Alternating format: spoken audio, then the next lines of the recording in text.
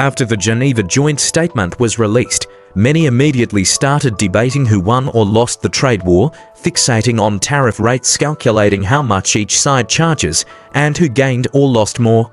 But let's be clear, obsessing over these numbers misses the bigger picture of the China-US strategic game. In my view, the negotiations represent a win-win outcome, but with a critical distinction.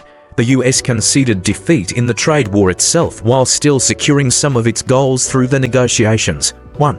Why the US could not win the trade war. First, let's address the elephant in the room. The US had no viable cards to play. Mainstream economists and think tanks globally agree the US was destined to fail, and the longer it dragged on, the worse the defeat would be. Why? Because the US relies fundamentally on Chinese goods. Cut off from China's supply chains, the US would face skyrocketing prices, industrial paralysis, and even economic collapse, outcomes neither side wants. This reality drove the negotiations. Critics claim China lost because after tariff reductions, China charges 10% on US goods while the US charges 30%. This is flawed logic. Tariff policies should serve a nation's economic development, not be judged by absolute numbers. For example, China imposes zero tariffs on African countries, even though many African nations charge higher tariffs on Chinese goods. Does this mean China lost with Africa? Of course not. Trade war outcomes should be measured by whether each side achieved its objectives, not by tariff rates. The US initiated the trade war but failed to meet any of its core goals. Reducing the trade deficit. Instead of shrinking, the deficit hit a record $150 billion in March due to panic buying ahead of tariff hikes. Long-term losses include lost soybean and LNG export orders to China. With tariffs now cancelled, the deficit will only grow. Cutting fiscal deficits. Trump claimed tariffs would make America rich, but US customs data shows just $50 billion in tariff revenue over 5 months in 2025, less than 1 month's interest on the $1+ trillion annual US debt, which itself hit $1 trillion in deficits after just 7 months of the fiscal year. The Trump administration's initial promise of $600 billion annually in tariff revenue now looks like fantasy, especially as they propose a $4 trillion debt ceiling hike to cover a projected $2.5 trillion deficit. Manufacturing relocation. The US Commerce Secretary once vowed millions of iPhone screwdriver jobs would return, but tariffs instead raised US manufacturing costs and caused Fed manufacturing indices to plummet. Now that tariffs are lifted, the relocation narrative has vanished, replaced by desperate attempts to salvage struggling auto and chip industries too. Why tariff numbers don't define defeat. The US lost because it started a war it couldn't win. Like India in its conflict with Pakistan, the US initiated hostilities but failed to achieve its aims and was forced to retreat. Let's debunk the China lost because tariffs are higher myth. Tariffs as tools, not weapons. A 30% US tariff on Chinese goods might sound punitive, but it primarily harms US consumers and businesses who rely on those goods. Meanwhile, China's 10% tariff is a strategic choice to protect key industries while maintaining market access aligned with its economic priorities, not a sign of weakness. Goals over numbers. The US aims to isolate China, reduce deficits, and revive manufacturing. Instead, it alienated allies. The EU and ASEAN 10+3 recently strengthened ties with China, saw deficits explode, and watched manufacturing crumble. China, meanwhile, achieved its core objective, defending the multilateral trading system and resisting unilateralism, as emphasized repeatedly by Chinese spokespersons. 3. The negotiations, a strategic truce, not surrender. The US won certain concessions in negotiations, access to Chinese markets, for example, but only after losing the trade war itself. This is not victory, but damage control. China, meanwhile, secured far more significant strategic wins. Status as an equal. Unlike the 2018 negotiations where China sent a delegation to the US, this round was held on equal footing in a third country, signaling global recognition of China's superpower status. Undermining US exceptionalism. By standing firm against US pressure, China proved that no nation can dictate terms unilaterally. The world now sees that even the US must negotiate with China as a peer, a historic shift away from American dominance. Global leadership as a stabilizer. While the US wielded tariffs destructively, China positioned itself as a pillar of global economic stability, deepening ties with Europe, ASEAN, and beyond. This reinforces China's role as a reliable partner versus the US's unpredictable bully image. 4. Why China's long-term strategy outshines short-term scorecards. China's approach avoids the West's zero-sum mindset. Instead of chasing symbolic victories, it focuses on sustainable goals. De-Americanization at home, gradually reducing reliance on US agricultural and energy imports while upgrading domestic manufacturing to replace US tech products. Multipolarity abroad, promoting a multipolar world order through initiatives like the Belt and Road Initiative, which counteracts US attempts at hegemony. Strategic restraint, avoiding the urge to crush the US, China instead returns to its pre-trade war strategy of steady, incremental global influence, proving that true power lies in patience, not provocation. Conclusion: the real winner is strategic clarity. The trade war was never about tariffs, it was a test of wills and strategic foresight. The US lost because it misunderstood the balance of economic power, while China won by staying focused on its long-term vision. As we move forward, the key takeaway is this: in great power competition, whoever avoids the trap of short-term win-lose thinking and stays committed to sustainable strategic goals will shape the future. China's ability to do just that may define the next era of global politics. In reality, the term manufacturing reshoring is just a catchy phrase. If you look at what the US is actually doing, it's not about reshoring at all, it's about salvaging what's left. The automotive and semiconductor industries are on life support. Without intervention, they'd collapse. Let's move to the US as fourth goal: uniting the world to isolate China. Nobody's talking about this anymore, and for good reason. China isn't isolated, far from it. The EU has thawed relations with China, with both sides cancelling sanctions on each other's officials and restoring normal exchanges. The ASEAN plus 3, ASEAN plus China, Japan, South Korea issued a joint declaration on May 4th to deepen regional trade cooperation and condemn trade protectionism. These are America's allies. If the US can't even rally its own partners, how can it isolate China? The isolate China narrative was never more than a face-saving ploy. When Trump was forced to suspend reciprocal tariffs on the world due to pressure from the Treasury market after imposing them for mere days, he needed a pretext to cover his retreat. The irony: the US came closer to isolating itself than China. Other demands, like China must open its market and boost domestic demand, are last-minute talking points. These are China's internal affairs, not negotiable terms. The scorecard: why the US clearly lost. The US blinked first, begging for negotiations when it couldn't sustain the fight.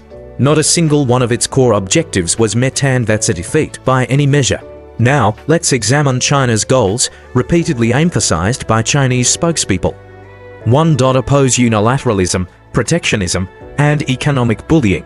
Demand the US reverse its tariffs, uphold the WTO-centered multilateral trade system, and abandon maximum pressure tactics. 2. Negotiate on equal terms, insist on respect and reciprocity, not subordination. Key wins for China: tariff rollback. Restoring the pre-April 2nd timeline means reverting to a rules-based global framework that benefits China's strategic interests. The US tried to dismantle globalization, China forced it to retreat. Status as an equal: unlike the 2018 talks in the US, where China was pressured into buying US soybeans and LNG, this negotiation was held in a third country on fully equal terms. The world now sees that American unipolar hegemony is over. Welcome to a bipolar era. Debunking American exceptionalism. By standing firm, China proved it could confront the US and emerge stronger. While others caved to US pressure, China held its ground and secured a balanced deal. Even the US's 25% tariffs on cars and steel intended to hurt China hit Japan, South Korea, Canada, and Mexico harder. China was the exception, sending a powerful message: partner with China for stability and win-win growth. Partner with the US at your own risk. China's long game: stability over spectacle. The US obsessed over short-term wins. China focused on strategic sustainability. De-Americanization at home, reducing imports of US agricultural products and energy, while accelerating self-reliance in tech, for example, semiconductors. Global leadership as a stabilizer. While the US sows chaos, China promotes peace and predictability. Initiatives like the Belt and Road Initiative position China as the anchor of global trade, in direct contrast to America's erratic behavior. A thought experiment: the logic of great power negotiations. Imagine a room where one person pulls out a gun, and everyone else kneels in fear except one person who draws their own weapon and stares back. After a tense standoff, they lower their guns to negotiate. Are they arguing about tariffs? No. They're tacitly agreeing to carve up influence over the kneeling crowd because mutual destruction would only benefit others. The US needed China's cooperation to avoid economic collapse. China used that to legitimize its global standing. The bottom line, China didn't just not lose the trade war it won by staying true to its strategic priorities. As the world's largest economy, trader, and manufacturer, now also a military powerhouse, China played the long game and emerged stronger. The US, meanwhile, overplayed its hand, alienated allies, and failed to achieve any of its objectives. This isn't about who won a tariff battle, it's about who understands the rules of 21st century power. China's victory lies in proving that great power isn't measured by bullying others, but by shaping a world order that works for you while projecting strength and restraint. The era of American dominance is over. The era of Chinese exceptionality, not in dominance, but in strategic resilience, has begun. In this analogy, nations that chose to align closely with the Eastern power and embrace its leadership would be escorted out of the room, spared from the worst of the conflict. Those left behind, they become prey for the US. This is the harsh reality of international relations, a jungle where only the strongest dictate the rules. Powerful nations like the US can afford to reverse course after blunders like a failed trade war, but smaller states, one misstep and they're doomed to be exploited. The USS win in defeat, make no mistake. The US gained significantly from these negotiations. Without China's willingness to negotiate to throw it a lifeline, the US would be staring down economic collapse. Now, with Chinese goods flowing back into its markets, the US has reignited the dollar's credibility and reignited its global leverage. Look at Trump's post-negotiation moves. He immediately turned his attention to pressure in Europe. Why the sudden bravado? Because he now holds the China card. Access to China's supply chain has replenished America's economic arsenal, making the EU vulnerable. As I've said before, whoever controls Chinese goods controls the future of the dollar and euro. The EU now has a stark choice: strike a deal with China quickly, or face being picked apart by the US. The dominoes of exploitation, Japan, South Korea, India, all are in the crosshairs. India, in particular, has lost any real chance at industrialization. Remember Singapore's ambition to replace Hong Kong as Asia's financial hub? That dream is dead. These nations misjudged the balance of power and will now pay the price. But here's the irony: US exploitation of its allies could benefit China. When Japanese and Korean automakers and shipbuilders are forced to relocate to the US, they'll lose their competitive edge on the global market. What was once a threat to Chinese manufacturing will become a relic thanks to American greed. Why China chose restraint over revenge? Some ask, why didn't China keep fighting until the US collapsed? It's a fair question, but it misses the point of great power strategy. China's wisdom lies in avoiding the West's zero-sum mentality. Crushing the US would serve no long-term purpose. In fact, it could destabilize the global system China seeks to lead. Instead, China prioritizes strategic rhythm, domestic de-Americanization, gradually reducing imports of US agricultural products and fossil fuels while upgrading manufacturing to replace US tech.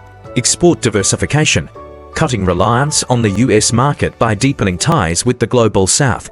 Multipolarity promotion, building a world order where no single power dominates, a direct counter to US hegemony. The endgame: power without poison. By refusing to play the US's game of total victory, China has achieved something far more valuable: legitimacy as a responsible superpower. While the US bullies allies and chases short-term gains, China positions itself as the architect of a stable, multipolar world. This isn't weakness, it's a masterstroke. As the US squanders its influence through aggression, China quietly solidifies its role as the global economy's anchor. In the end, the trade war wasn't about tariffs, it was a referendum on the future of global power. the US showed it still relies on brute force. China proved it can win by staying true to its vision. And in that contrast lies the defining narrative of the 21st century.